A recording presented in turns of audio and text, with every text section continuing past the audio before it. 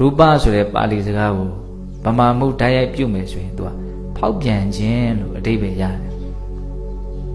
ပူလို့ရှိရင်တစ်မျိုးဖြစ်တယ်အေးရင်တစ်မျိုးဖြစ်တယ်ကောင်းတာစားရင်တစ်မျိုးဖြစ်တယ်မကောင်းတာစားရင်တစ်မျိုးဖြစ်တယ်စိတ်ချမ်းသာရင်တစ်မျိုးဖြစ်တယ်စိတ်မချမ်းသာရင်တစ်မျိုးဖြစ်တယ်ဘုန်းတို့ရဲ့ဒီရုပ်အစုအဝေးကြီးကဟုတ်လားသူကဒီတိုင်းအမြဲတမ်းကြီးတီးနေတာမဟုတ်ဘူးအချိန်နဲ့အမျှသူကတစ်မျိုးပြီးတစ်မျိုးဖြစ်နေတတ်တဲ့သဘာဝ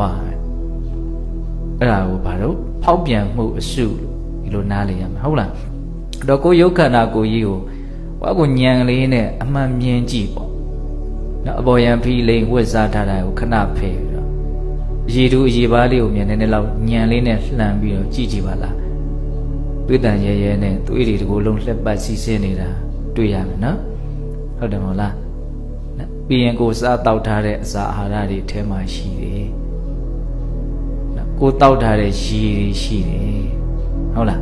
ပြီးရင်လေရလည်းဘာလုပ်နေတော့အမြဲတမ်းဝင်ထွက်နေတယ်အထဲထဲမှာရက်နေတာနားနေတာတခုမှမရှိအလွန်စမ်းကြဲတဲ့စက်ကြီးတစ်လုံးတကြုံကြုံတိုင်းခုတ်မောင်းနေတယ်လို့ခန္ဓာကိုယ်ကြီးအတွင်းထဲမှာအလုံးလုံးနေကြတာကိုသိနိုင်တယ်နော်